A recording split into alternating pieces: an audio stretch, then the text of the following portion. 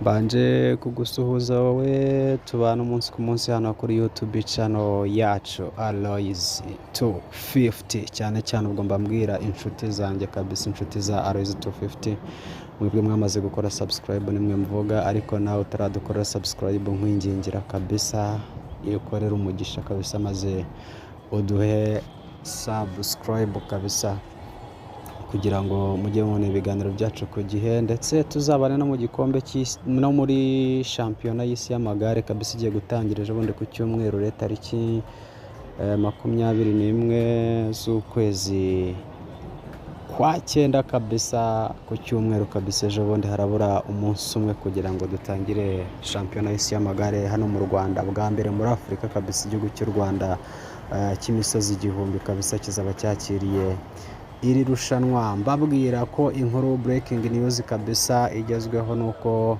Tadej Pogacar kabisa umunya-Slovenia kabisa watwaye za Tour de France enye kabisa zibitseho Tour de France enye arazifite kabisa ndetse akaba yaratwaye UCI y'umwaka ushize kabisa ubu ngubu nagira ngo mbabwire ko aryamye inyarugenge kabisa aryamye muri hoteli za hano. Rwanda is about to host one of the biggest events in cycling, the UCI Road World Championships. From September 21st to 28th, 2025, the world's top riders will race through the streets of Kigali, and it's historic because Rwanda is the first country in Africa to ever host this event.